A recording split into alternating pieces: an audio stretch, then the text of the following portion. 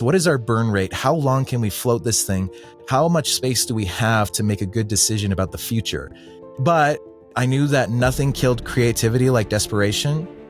And so in order for us to just facilitate the mental emotional stability that I needed to launch this new venture, that's where having that budget, that's where getting that part-time job in a non-industry, a job that allowed me to have the freedom of time so I could focus on the business, that's what that was all about. Hey everyone, today I had the absolute pleasure of speaking with David Fairfield.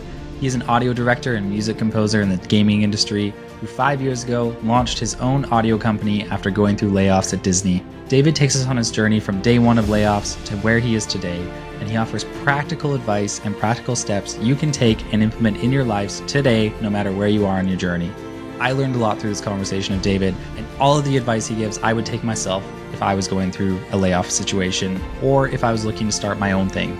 There's value in this podcast for everybody, not just those going through layoffs. So I encourage you to stick around, listen to the whole episode, and listen to what he has to say. Before we get into this, I do have a favor to ask. If you could like this video, if you get any value out of any point in this, and if there's a specific section that really resonates with you, if you could comment down below and let me know what that is, it's going to help me understand what sort of stuff you all like to listen to. And if you're really feeling generous, you could subscribe to the channel so that way you can get future updates and you can help me attract even more people to come on the show. So thank you for everyone who supported the channel so far, and I can't wait to bring you more guests like David.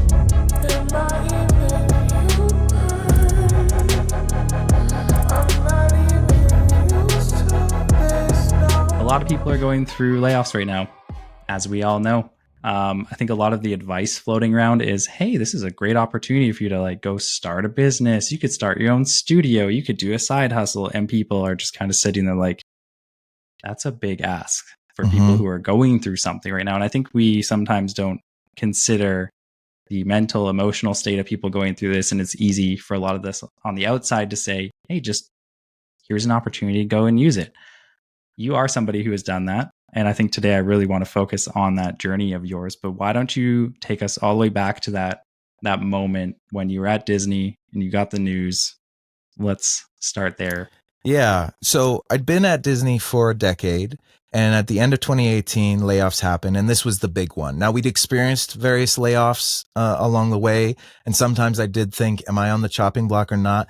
But this was the moment where it happened. And my wife was at home with our 12-month-old daughter, our first kid. Now we have 2 kids. And it was a kind of a terrifying time because my wife's desire was to stay at home with the kids and do that. It's like, and that means I'm the one that's working. And now I've lost my job. 12 months means that here in Canada, at least, you've come to the end of your maternity leave. So that means now it's all on me if we're going to make this happen. And that's when I didn't have a job. And yeah, definitely people will say that this is the opportunity. Like what, maybe you even got some severance or something. It's like, now's the time, fulfill your dreams, go and do the thing.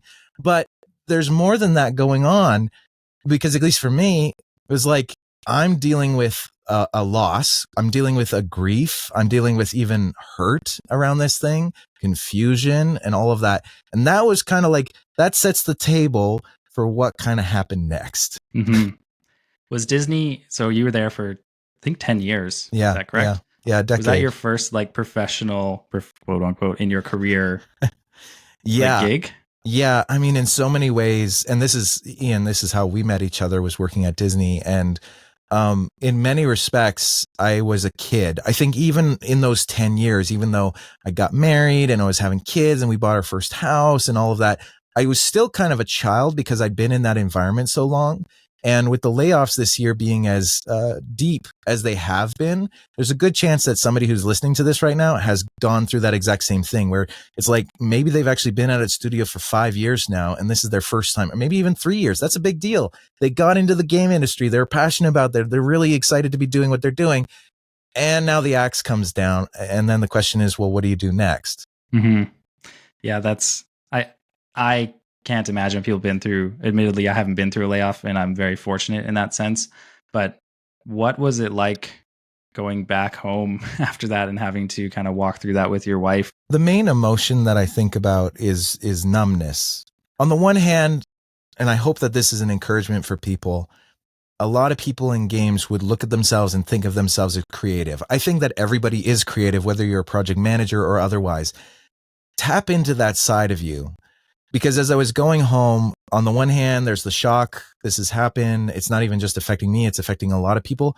There was actually a lot of camaraderie in that, which was one benefit of a lot of people being laid off at once. There was support there. But the big question on my mind is like, what am I going to do? And there's kind of a numbness. But if you tap into that creative side of who you are, the what am I going to do is a little bit like, I could do a lot of different things. So I'll maybe go into a bit of the meat of it. For us, there were two sides of the equation that we were dealing with most immediately. One thing was, of course, the financial implications. The second was the mental emotional implications. And then the third was the strategic or tactile implications. So as it pertained to the financial side of things, what I ended up doing was I actually got a part-time job in a non-game industry to stabilize our finances. One of the things that I cannot recommend enough to anybody going through this sort of thing, or frankly, you don't have to be going through crisis for this to be a really good idea. Having a budget was an amazing gift for our family. So even though I was somewhat numb going back and thinking I'm going to be telling my wife about this, what are we going to do about it? We had a plan in place to safeguard us for 3 to 6 months worth of expenses. We had that in place. Now, if you hear that and you say, well, I don't have that, and I've just been laid off, then obviously you're in a slightly different situation. You don't have that buffer per se, but within the first week, we had clarity on what is our burn rate. You know, we got a little bit of a severance. What is our burn rate? How long can we float this thing? How much space do we have to make a good decision about the future? And at that point, we had contemplated me launching my own audio company and frankly, just going into freelance at first. We didn't think it was going to be an audio company. But I knew that nothing killed creativity like desperation. And so in order for us to just facilitate the mental emotional stability that I needed to launch this new venture, that's where having that budget, that's where getting that part-time job in a non-industry, a job that allowed me to have the freedom of time so I could focus on the business. That's what that was all about. And I knew I had a number. I think it was $350 a month. It was like with this part-time job, if I earn $350 a month in this new business, we're stable. We're not making any gains, but we're stable. We froze, any kind of investments in RSPs or anything like that, any expenditures that were extra. But it was like we were stable and we were on the same team as a couple, which if you have a partner or you're married or whatever, that's a really key thing in this as well. Yeah, you kind of got to lean on each other, figure out what you can each do, right? Mm-hmm. So you were able to go out and say, I'm going to go find this part-time job. I think I've seen people posting that they're struggling to do that. I think people are holding on to, I've spoken to others who've said, well, that takes away from my job hunting opportunities because I'll have to do that. Or I think there is some societal pressure there to not go work at Walmart or maybe whatever it is, doesn't have to be that, where they're like, no, I was here. I don't want to come back down here. Yes. Why do you think you were able to kind of push through that and say, no, I have to do this? Like, what was your motivator to do that? I had two things going for me. One was when I had asked, it was a little traditional. I know not everybody does this, but when I asked, Laura is my wife, when I asked her parents if I could marry their daughter, her mom said, as long as you promise to love her. And her dad said, as long as you promise to provide for her. Now, it was yin and yang of the same equation. They were both very much on the same page, but it was like, I got to provide for my family. Like, this is that moment. The second thing that I had as a guiding factor was that I had seen what layoff does to a person before. Now, my dad, he worked for a company in town called Western Star, and it was a big truck company. They built all these, highway rig trucks, and they were a great place to work. He was paid well. They had a lot of pride in the work that they were doing. And I would say this was one of the best jobs he had in his whole career up to that point. Well, from what I remember, I was a teenager at the time, but I remember a period of maybe it was 2 to 5 years. I can't quite tell how many, where my dad just wasn't working. And it was weird. Even as a teenager, I was a little bit like, what's the deal? Like, why don't you get another job? He's very skilled at what he does. It's like, I just don't understand. And he had mentioned that he had gotten paid this and he didn't want to accept anything that was below that number. Now, on the one hand, that makes a bit of practical sense. On the other hand, I can understand and appreciate there's a bit of pride in my career escalation, my career path, and so on. But at the root of it, I just thought to myself, my job is to get a job. Like that's my full-time job. Every single day, that's my job. And so for those who are maybe trying to assess, because I think it is about discernment, is they have to assess, should I go and find the exact type of job I was doing before? Or maybe this could, for some people, be a chance to actually upgrade into maybe you sidestep into a different career and you get actually paid more depending on the industry. Or should I take something lesser than? I think that that's where knowing what your budget is and your burn rate is a really good starting point, because the best version of you that's going to work for whoever your dream company is that you want to work for, the best version of you is one that's holistically healthy, fully attentive and present, able to come with the kind of confidence and communicative ability. It's not desperation. I'll default to what I said earlier. Nothing kills creativity like desperation.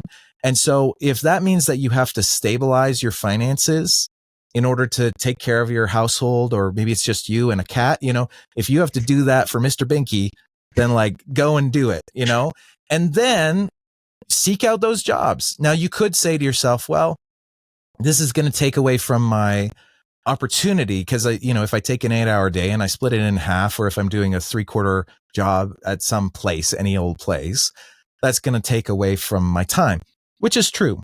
There's very practical mathematics at play. However, it's really a question of, can your finances handle it, and can your mental emotional health handle it? And also, if you do have a partner or a family or something like that, can they handle it if your exclusive focus is pursuing work? Because right now, how many jobs are there for exactly what you're doing? And by the way, the market just got flooded by perhaps 500, 1,000 other people that do what you do. That doesn't mean you can't rise to the top of the pile. It just means that the pile is much bigger than it was maybe 12, 24 months ago. And that's a consideration. Yeah. When you were going through this too, it was I don't know the exact year, but remote work was not an option at the time. Did you ever consider moving to another city? Because we live in a smaller town here in Canada. There's a gaming hub in Vancouver that's not far from us. You can go into the States. Was that ever something you guys talked about? I can't recall if it came up or not.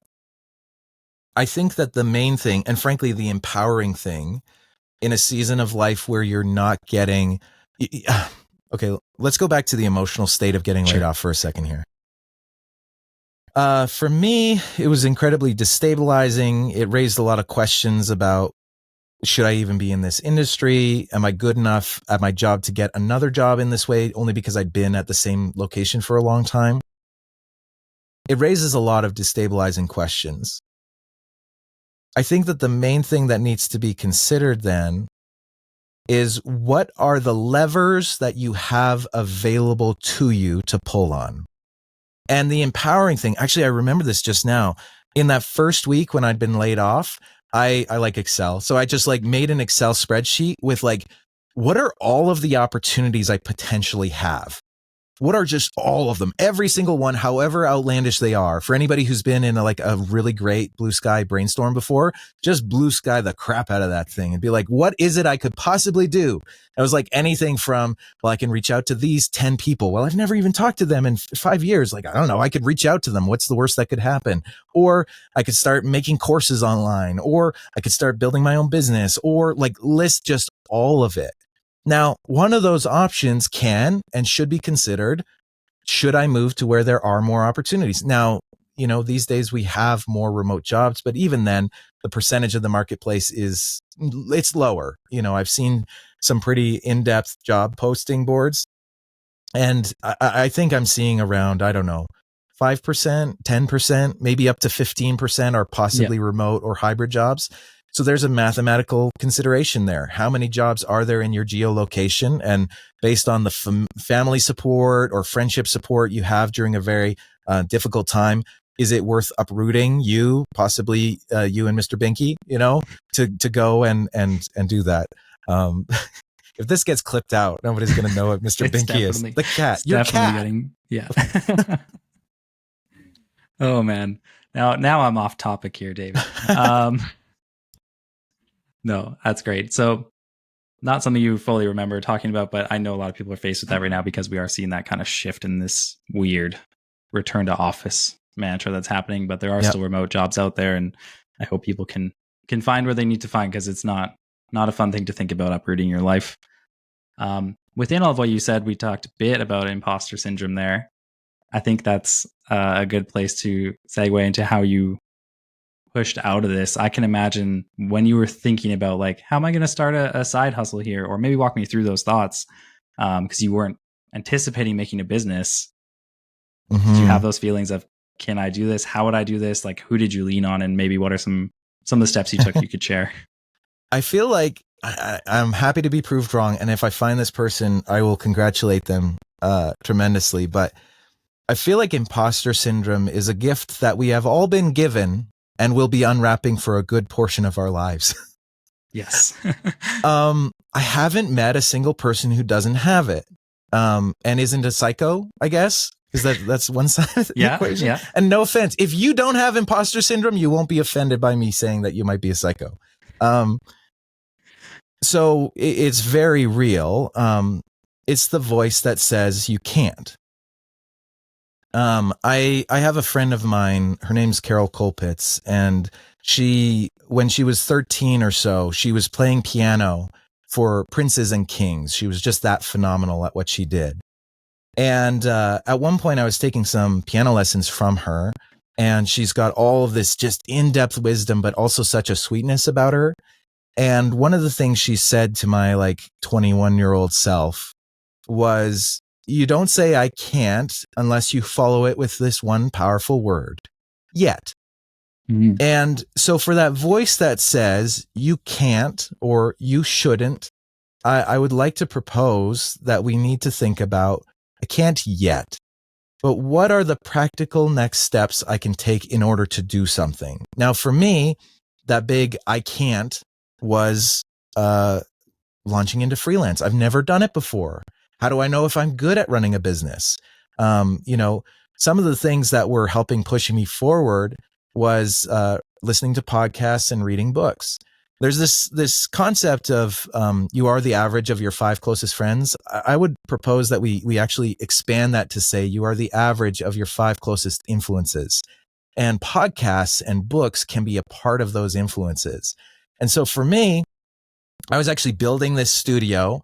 Like, I'm going to launch this job, this career, this freelance, this potentially business thing. And I would be listening to podcasts, and they would be saying, like, here are the practical steps that you can take in order to build your business. Here's what you do for lead generation. Here's what you do for marketing. Here's what you do for fulfillment. Here's what you do for systems and processes. Here's a consideration for automating. Here's a consideration for hiring and for contracting out and for scaling your business. I hadn't been exposed to so many of those ideas.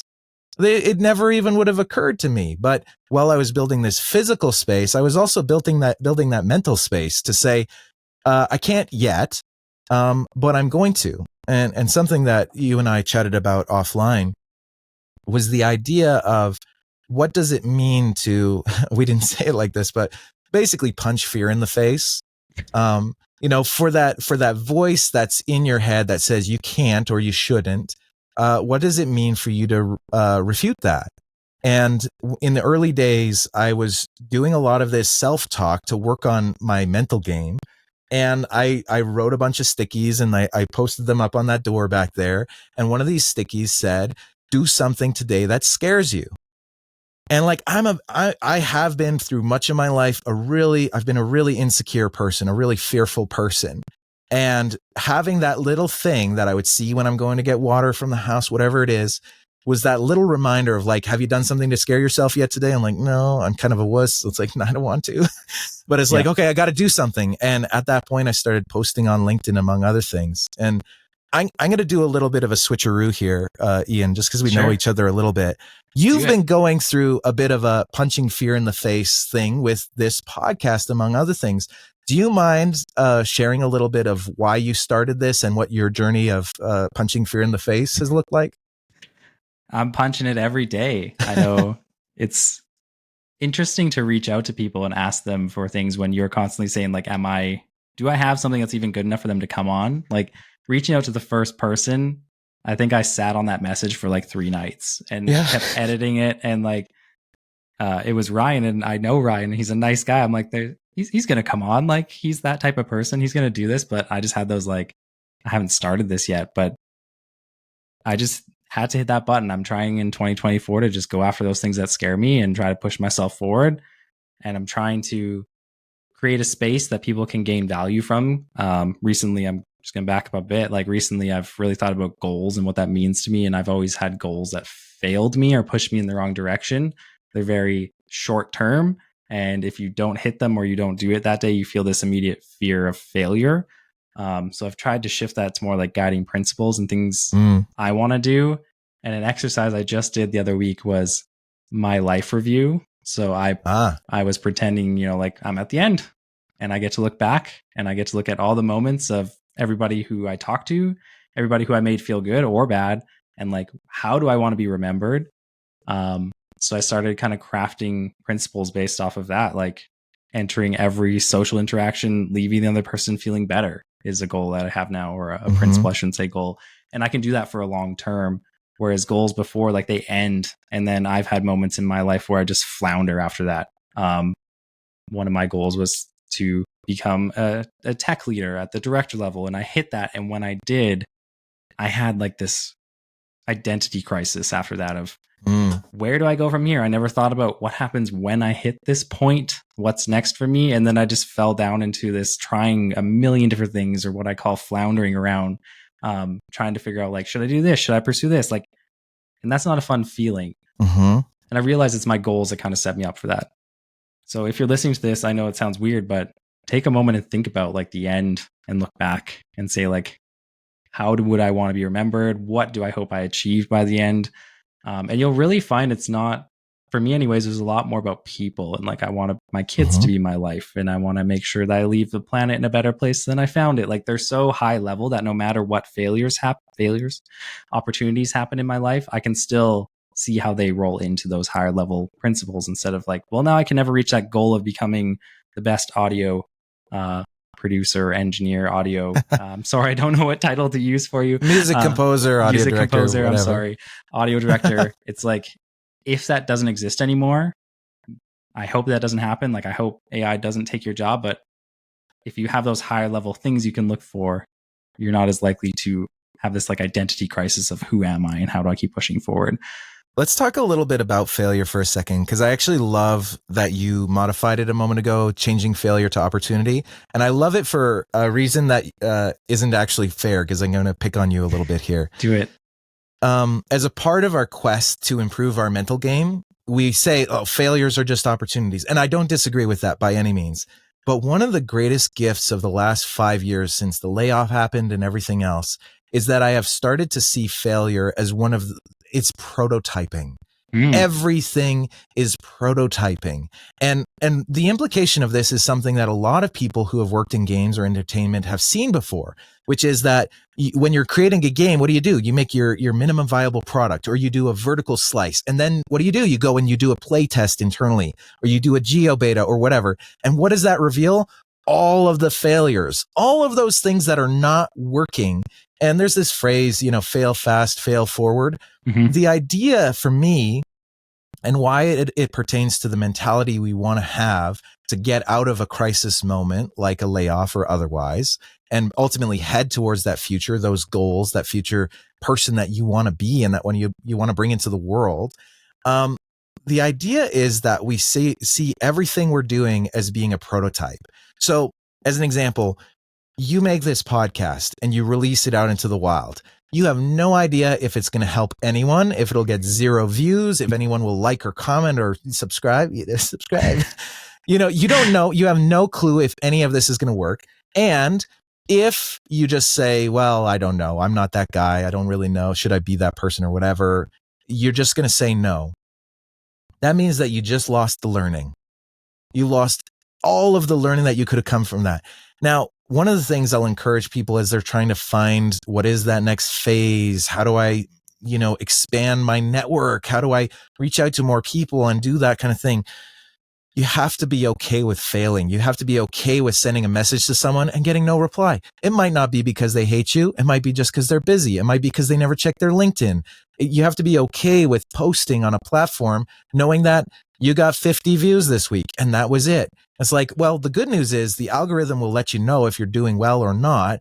And if you don't do well, not a lot of people are going to see it. So you don't even have to be too embarrassed about it, because when you hit it, then it's going to go out to everybody and it's going to show the value that you can bring to the marketplace. But I think we don't get there if fear of failure is the thing that's keeping us locked down. Failure and judgment is the other one. Tell me more about that, because that can be very specific. Is this judgment of others, judgment of self, the judgment whole of gamut? self. So I feel like I pushed past that a bit, and I'm actually have this quest to find haters. Like once you find the people who are pushing back against what you're saying, you know that you're saying something we're saying. It's kind of my thing I'm trying to work for. But I know some people are like, I don't want to put my thoughts out there. It's like vulnerable. It's me. And if people reject that, they're rejecting me. So it's hard to separate yourself and stand up for your ideas and beliefs, which I think we all need to do. And that was part of my like life journey. I would love to say I was my authentic self every day and I stood up for what I think. But I also have one that's like, I want my mind changed as well. Like I'm going to start at this belief. And if somebody can present something else to me, then great. I'll take that in and learn from it. And the internet's full of trolls too. You're going to find the people who just want to hate on you, because I think some people find other successes as like weirdly a threat. And I think that's just because they look inward and say like, I could do that. Why am I not doing that? And it causes them to lash out. I think I've done that when I was younger to other people. It's a natural feeling. So you do have those people. You're never going to change their minds, and you just have to kind of brush them off. But that's what I mean by judgment, is I think people don't want to start posting on LinkedIn or share their ideas because like, what's going to happen? And the biggest one is family. And then you realize your family doesn't really care. Like they're like, oh, we just want to support you. It's fine. I don't like, that's the one for me that I was like, I don't know what they're going to think, because I rarely talk to them about this stuff. And it's been totally fine. It's actually created great conversations. So I think that there is something to be said for just describing to yourself, what is the worst thing that could happen? You know, say that it's you do decide to add some value to the world by posting on LinkedIn or expanding your network through adding value and showcasing your skill sets through that method. Best case scenario, somebody sees it and you make a friend. Maybe you make a connection. Maybe you make a future opportunity. Worst case scenario, at least on the surface, is that they don't like it. And they'll either say nothing and judge you silently in the background. That might not be great, depending on who they are. Or they'll say something, in which case that's that individual who maybe they are a troll, in which case they actually deserve our empathy more than anything. It's like, oh man, somehow through your life, this has led you to a place where it's so important for you to say those things and tear someone down. I have so much empathy for you. It sucks that you've come to that place in your life. Now you don't need to say that to them, but you know, you can actually have empathy for them. Or, you know, there's somebody who's wrong about you. They misjudge you. And if that's someone that potentially could hire you in the future, I don't know that you want to work with them anyways.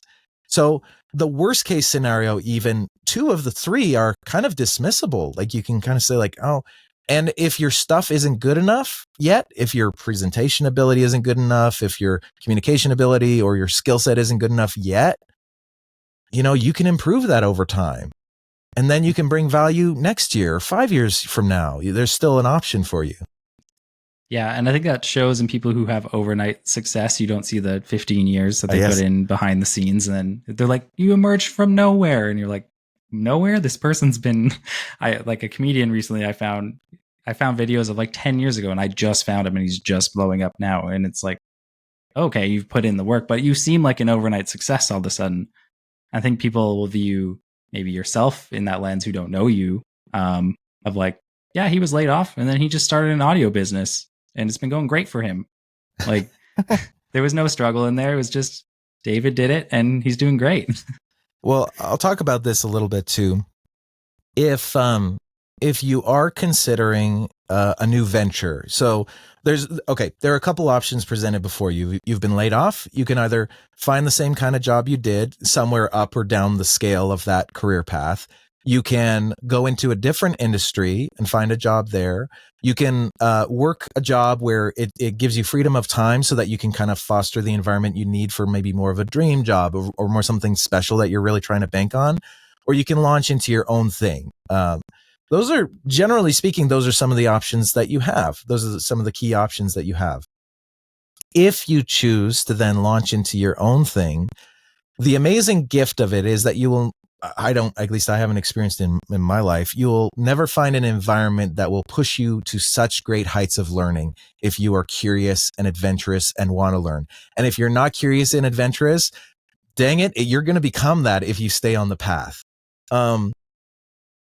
But it isn't all sunshine and roses. It's really tough when you don't get a deal, or when you thought you did good work and you got a bunch of notes back on it, or where you're concerned about where the next project is going to come from. The whole freeze that we've felt in the industry right now, it's been affecting me and my company too. At one point, I had around 8 contractors and an employee and me, and we were working on a lot of projects. We had 7 projects going at one point. And then November last year, things just froze right out. And we had about 4 months where there really wasn't a lot of work coming through the door. That stuff happens. And in fact, there's this stat that says that 75% of individuals will experience a significant financial event every 10 years. And this was like one of those significant events was me getting laid off from Disney. Potentially, this is your significant event with all the layoffs and things that have been happening now. But you have an opportunity placed before you to decide what are you going to do with that. And if you want to go and you build something, now is actually a perfect time to do it, as long as your finances are stable, there's buy-in with your partner, and all of that fun stuff. Yeah.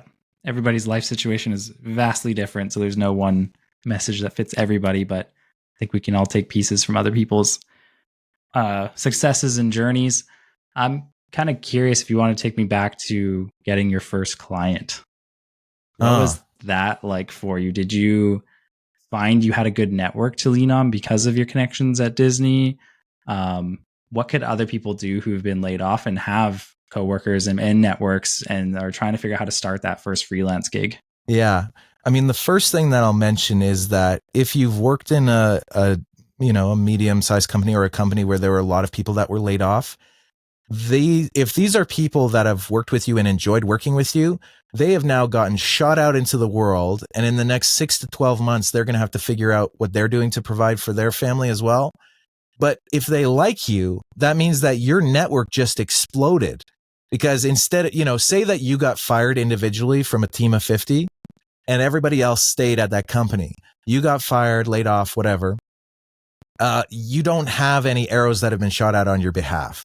But that's the tremendous gift that this season can be to you. Now, something I'll provide as a maybe framework for you to consider is that people work with those that they know, like, and trust. Now, obviously, you can get a job with some company that they don't know you. They don't necessarily like you because they don't know you, and they don't trust you because they don't know you. But they work with those that they know, like, and trust. And so having these layoffs occur and having all these people get shot out into different places of work over the next 6 to 12 months could be a potential boon for you in whatever career opportunity you want to create, whether that be a freelance, providing a service, whether it be working with any of them. Suddenly you have people who are willing to recommend you who work at a location that may have an opening that you are supremely qualified to get, So that's actually an advantage for you.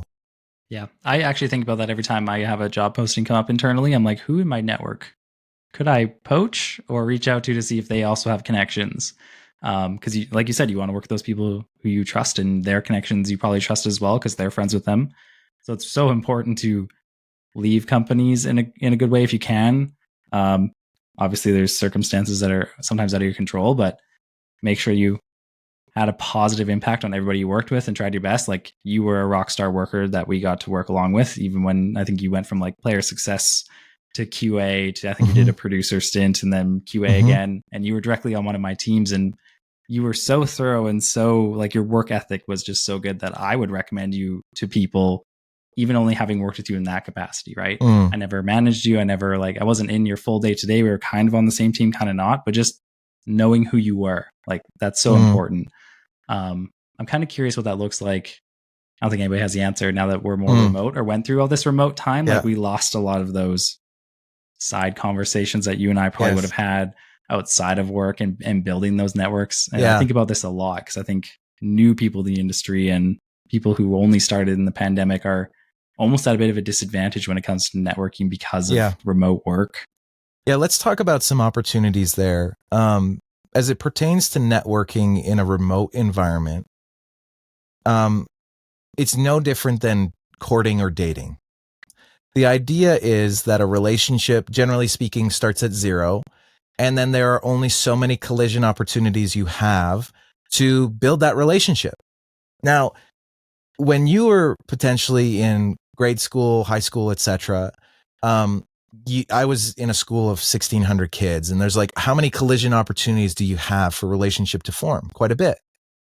Now, when you move into the professional space, you might work at an office that's only 10 people. Well, like the amount of collision opportunities, it's greatly reduced.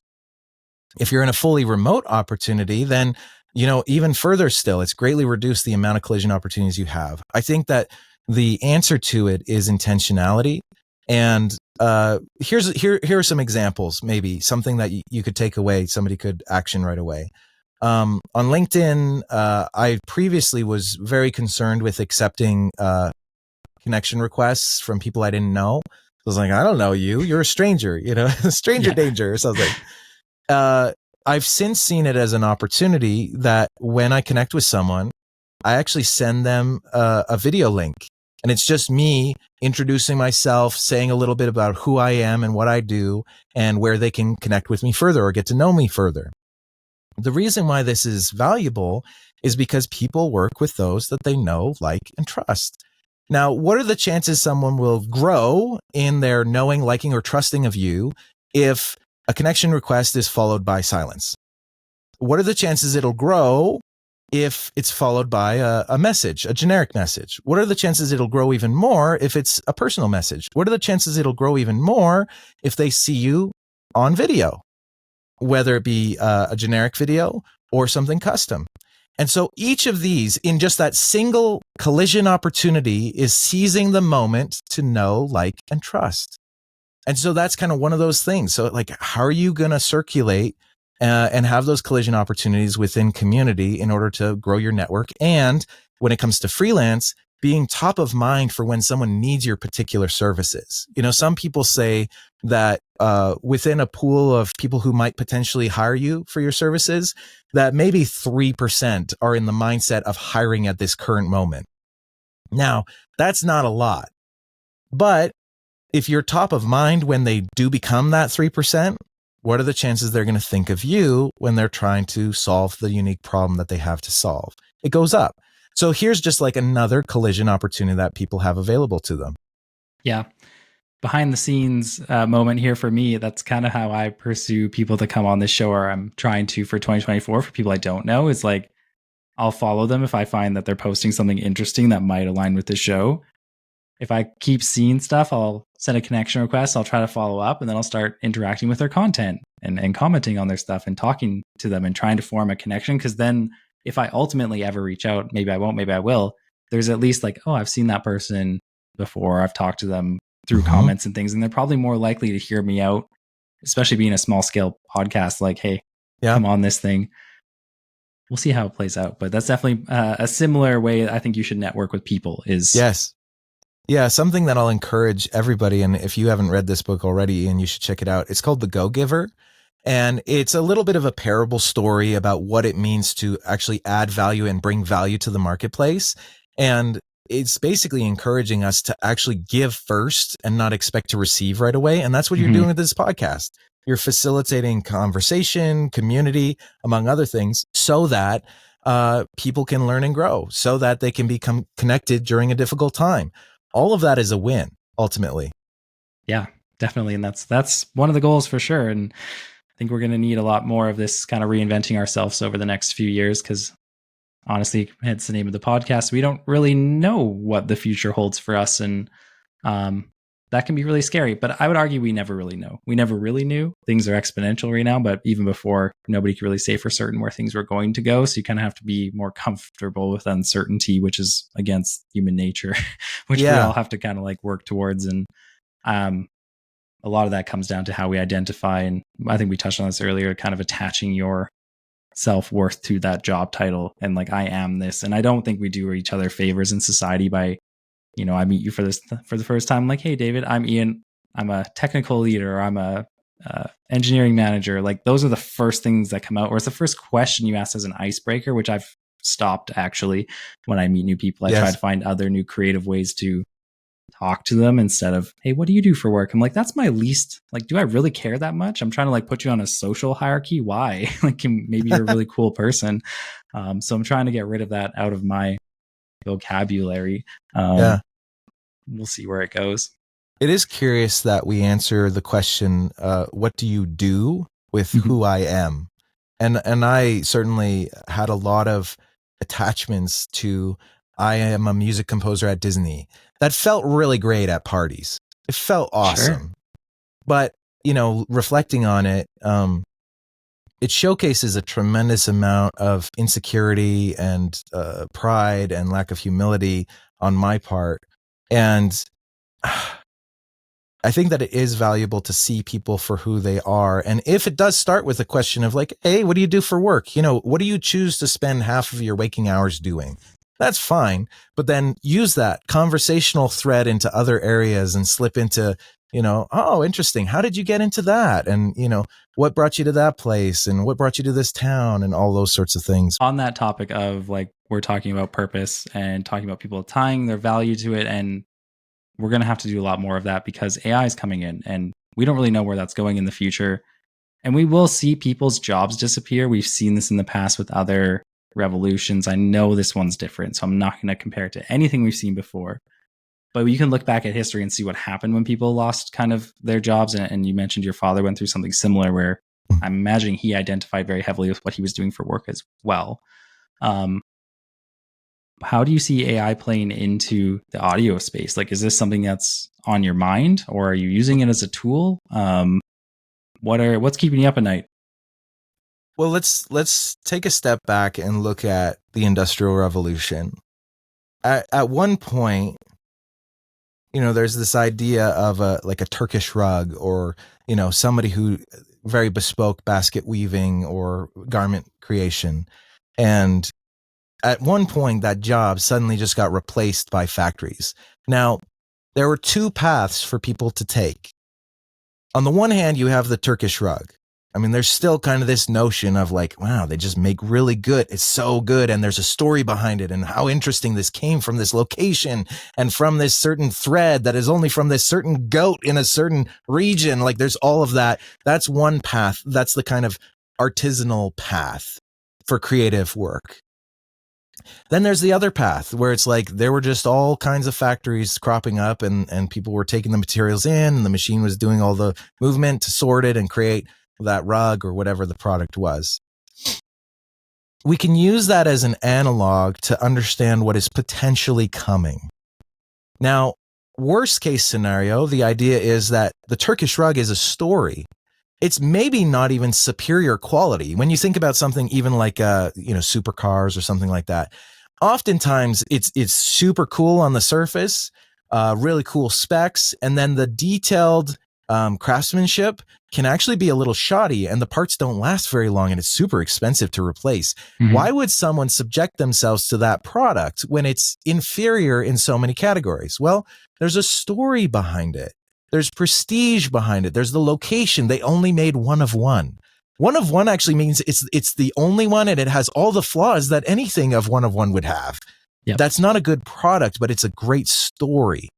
Now, can you make a good product? Yeah, you can. But, ultimately it's like they're banking on story. So I would say for you and you, the general you and we, as we look at the scope of our career with an event horizon like AI that's potentially knocking down the door and getting rid of our job, we can pick the path of the artisanal creator. And that means that personal branding, marketing, company branding, marketing, and a story just became the most important thing for your product to be successful. Now, what about the rest of us that aren't going to make a certain bespoke car or Turkish rug? I think that there are obviously people who are going to become factory owners. There are people who are going to take this moment and they're hopefully not in a detrimental, all the horrible things that factory work, employers maybe did during the Industrial Revolution, but they could say to themselves, I am going to build a city built on the economy that this steam engine, in this case AI, provides for me to do. And I'm going to do so exceedingly well and exceedingly human. And I think of, there's this book called Of God and Guinness, and it tells a bit of the story of the Guinness company. And I'd encourage anybody to read it if you're just interested in creating legacy founded companies where there's a vision towards the future and towards human flourishing. But the idea is that at a certain point, the Guinness brand was doing so well that they actually had full cities. And they had a doctor on staff who was assessing the health of these workers. Now, there's a practical reason for it, like they need to work, and if they're sick, they can't work. That's the business prerogative. But this man genuinely cared about the people. And so he started visiting people's homes. And he started to see that there were actually some sanitation conditions and issues that were leading towards people getting sick. And they said, well, from a business perspective, if our people are doing exceedingly well, we get more of who they are. As a company, you could ask yourself, do I want 100% of what it is to have that human being on my team? Like they bring the fullness of who they are to the table? Or do I want the sick 5% of them? No, of course, I want the 100%. So they went into people's homes, assessed the conditions, helped remediate that. And then eventually this led to them creating full schools, resources available to people to learn new skills. They would have like competitions for baking pies and learning to read and all kinds of things. And they were suddenly pairing economy with community, and they were doing something good with it. So for you, if you are going to become a quote unquote factory owner of the future, what I would encourage you to do is decide what kind of factory owner you're going to be. And history has certainly said you can be the one that pillages everybody and gets a good profit for it. Or you can be the one who's going to help build what it is to be human and to flourish in that next city down the road. Now, that's the factory owner. There's a third character in this little narrative. Of course, that's the factory worker. What are they going to do? Now, presuming that you don't work for somebody who has just got you under their thumb and they're using technology to just oppress everybody on their whole company and team, what is the higher value task that you can bring to the table? And where does AI play a part in it? I would say that I've been utilizing AI. AI voiceover is a very interesting option for some companies where they might not have a huge budget, or they have a lot of dialogue and some of it is more background characters or something along those lines. And providing that as a part of our service, that's good for business. It's good for the customer. It's somewhere that we can actually serve and support. Now, the counter argument to that is obviously, what about the person's job who you're replacing with AI? Isn't there a consideration for them? And perhaps should there be legislation that forces all gaming companies to only hire voice actors that are real, breathing people? I don't know that any legislation could have been put in place to prevent that loom operator from no longer operating to make the rug that they were making. I just don't know if that's realistic. However, there is a consideration for what seat you're going to find. I'm thinking of musical chairs right now. What seat are you going to find when the music stops? And I think that you get to decide where you bring the value to the market. So for us, a little bit of it is we're aware of AI. We're trying to use it in a way that's ethical. And we go to great pains to try and understand, is this ethically sourced? Where's the data coming from? And that side of the equation. And then we provide good services to our clients, and we serve people in that way. I'll add another character to your narrative. Yes, please. I don't know what to call them, but it's basically all of us choosing the products and services we interact with. The consumer. The consumer, yeah. Because I think we've all gotten used to buying the cheap, quick thing, and I think we've pushed ourselves in this direction a bit. Like with Amazon, most of our products suck now. Like it's hard to find good quality stuff because we pushed that so hard. And maybe keeping it in the entertainment space, like stop motion animation, I have a love for. And when somebody releases a stop motion film where I know that they were in there manipulating these things by hand, I will watch the whole thing and I'll buy it because I appreciate that art form and what's going into it. So I think consumers can vote a bit with their money. I know we've said this in the past about many things. We don't need to get in the capitalism debate and how hard that is to do. But even at an individual level, I think we can choose the types of media we consume Like, I'm probably not going to follow AI influencers. I just don't Mm, understand why I would. Even if they're entertaining, it just doesn't elevate the world in any way. And I hmm. think there's other choices we can make if we're informed on how we can make those choices. And there are going to be those people that buy those artisanal rugs and cars and Yes. things. They're generally more expensive, but some people are in that space where they could actually do that. So maybe that's another character in the narrative, is we can have a bit of control from the consumer side of things as well. Yes. I think that the ideal company of the future in many respects is probably not too extreme in one direction or another.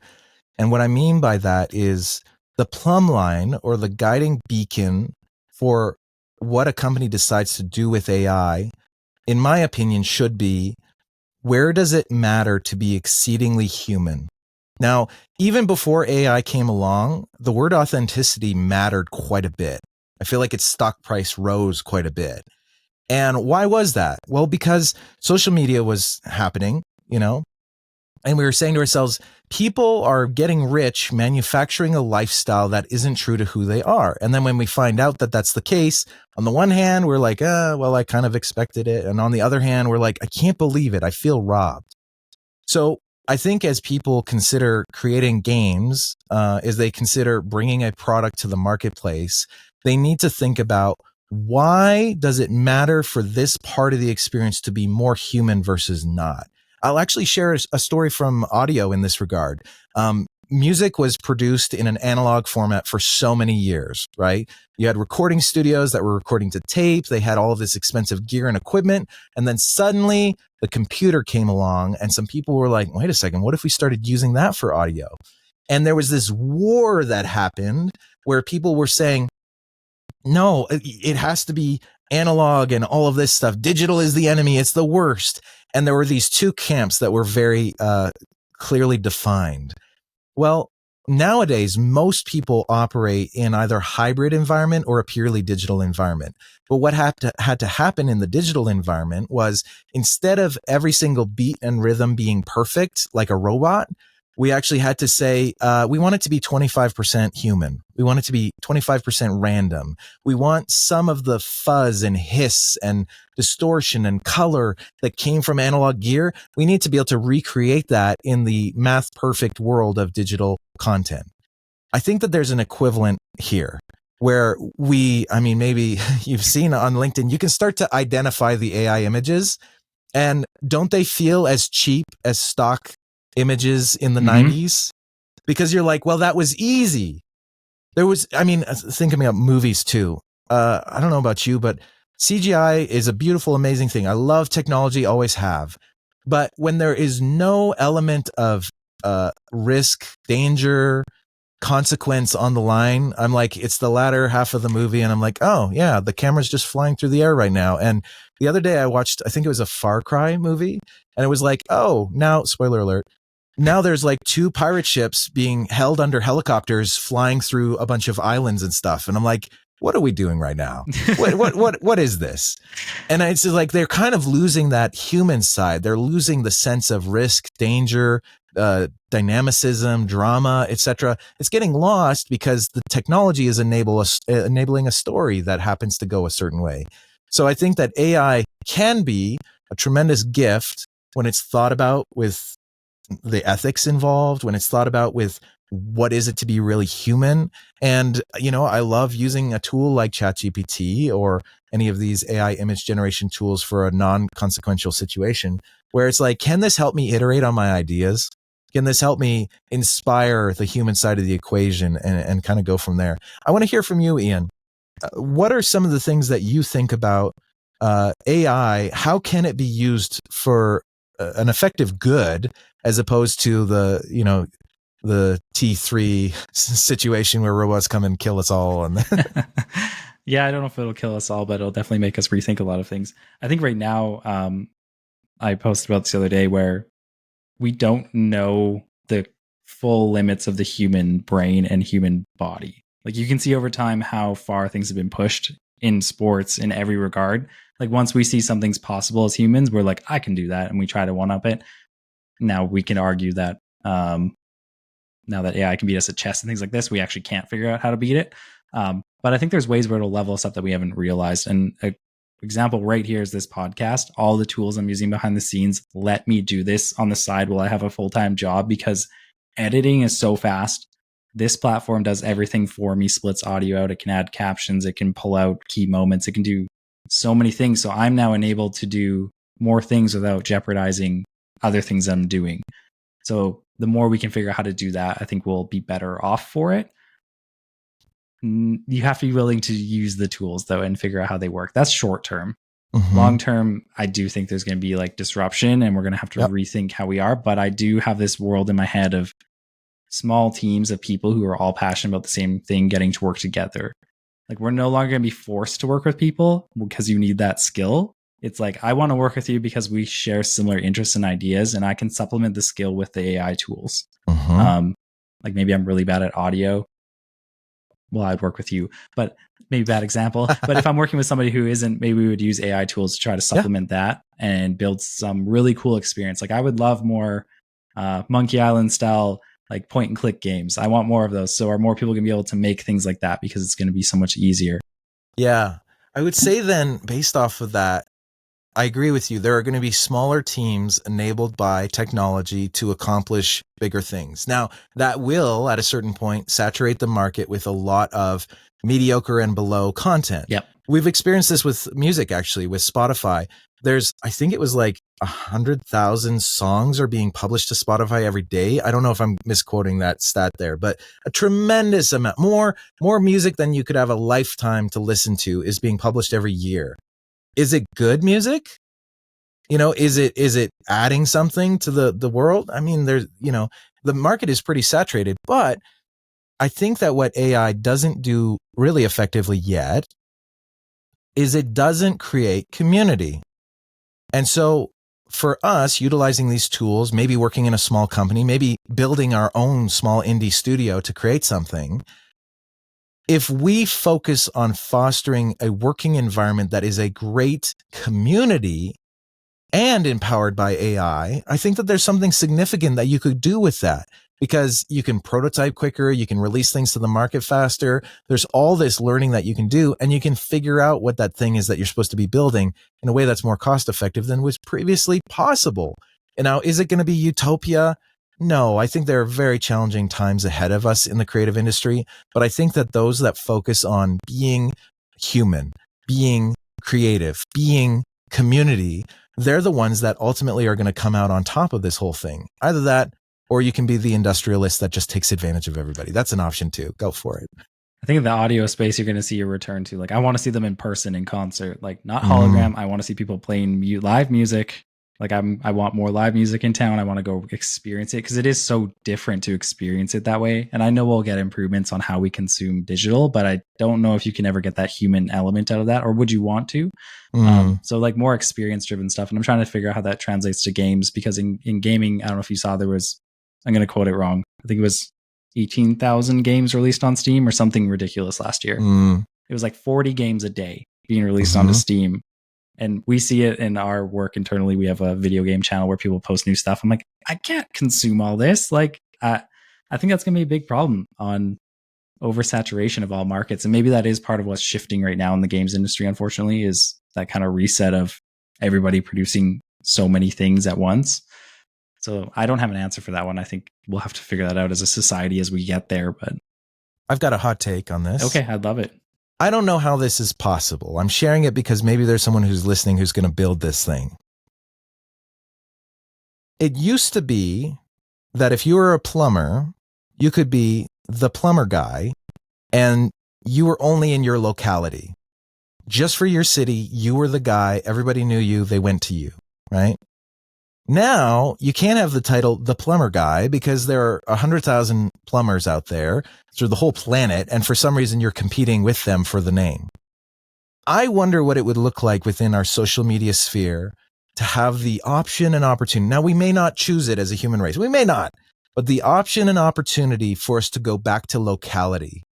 Because that's what it means to be more human, more authentic, is like, I'm going to go for coffee with you. We're going to sit down together and look eye to eye, even though people are increasingly being uncomfortable doing these things.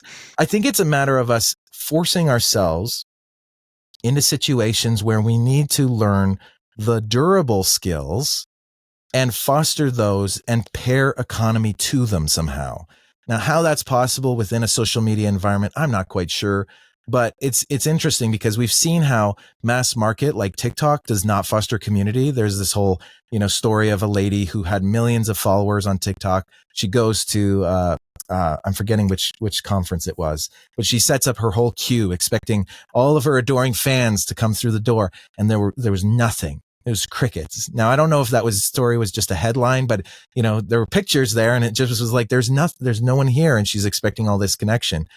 YouTube as a platform is doing a decent job of making it so that there's actually a community-based experience where you're self-selecting to have a narrower slice of the internet and interacting through comments and otherwise with a certain community of people. I could see us heading towards that in the future, and maybe it'll help protect some of what we need to protect as a species. I don't know. It's funny because industry-wise, my wife is in social work and she's also a doula. And she pairs those things together. And then in Kelowna, there's such a tight-knit community around all of these services and other people doing it. And they all come together and they talk about their clients and they figure out how they're going to do stuff. And then there's people doing workshops for certain things in town, because all of that stuff that's so personal, for counseling, for giving birth, for all, like, you want that in person. So they figured that out. That's what they do. Their whole business model is only local. They don't, like, some of them have done courses online, but then only the local following really takes them because they like that connection. So that industry, the like service, it's not service. Can't think of the name of that group of, you know what I mean? They figured it out. So I don't know if digital is going to figure that out too, where, you have David, who's the awesome audio director who can do your stuff for you in Kelowna. I don't know. The world's huge. Even as a small example of this, I know some guys that have made Air Wiggles, which is this social media platform for people in the audio environment. And it is exactly this. Now, it's small, tight-knit, but a bunch of niche desires and common ground. And it's a beautiful environment. And it gets to self-select as to what kind of a community it's going to be. And a sort of form of self-governance. And they're choosing to create an environment that's entirely welcoming to people of all skill sets. Some people are in industry, some people aren't. And it is a small example of how that is happening. And it's a beautiful thing, even though it's using technology as it is.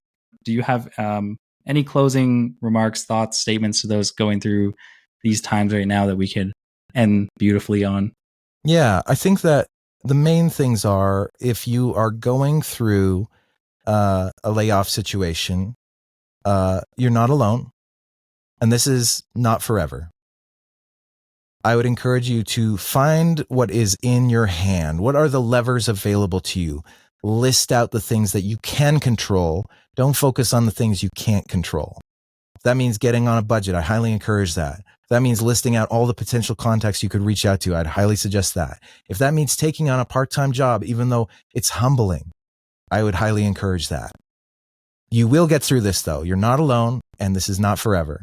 For those who are maybe not going through a layoff, and if you've made it to the end, like, welcome to the deep end, I would just say be there for other people. Care about other people, create opportunities for other people, and for anybody who might be in a space where they can potentially be the leader that we need in 2 years, 5 years time, in an indie studio, in some other kind of creative agency or whatever it is. I would encourage you to foster the skill sets that are required to create a flourishing environment for others. If you think that's something that could be part of who you are and what you can bring to this world, I would highly, highly encourage for you to punch fear in the face, find those things that you are doing right now that you can scare yourself with, but you can start doing, and then go out there and, to quote Seth Godin, make a ruckus. Yeah, you'd be surprised how much easier things get when you keep momentum day to day, is all I will add to that. If you stop moving, you get stuck, is what I've witnessed. So any little thing you can do each day, even if it's tiny, keep doing that, build that snowball. It will pay off and it will help you get out of it. Yeah, I think that's actually worth double emphasizing that, Ian, because I've heard stories told of people that they didn't work. They didn't go back to work, whether there be they were trying to apply and it just wasn't happening, but they ended up just sitting at home for months, sometimes years. This can happen to someone.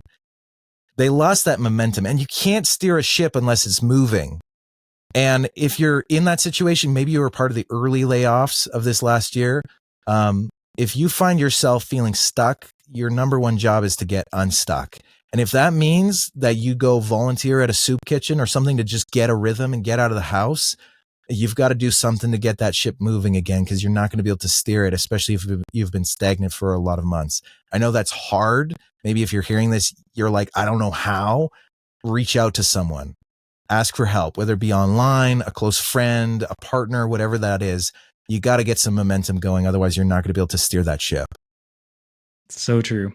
Well, David, thank you so much. This has been a great conversation. I really appreciate you taking the time out of your day. If anybody has audio needs out there, hit up David. He's got a great portfolio behind him. Check him out on LinkedIn. And thank you for your time today. Ian, thank you for everything you're doing. You're building community. You're building your brand and reputation along the way, but you're doing it with that kind of go-giver mentality. And it's awesome. I'm a fan. Keep on doing what you're doing. Thank you for that. All right. Talk to you later.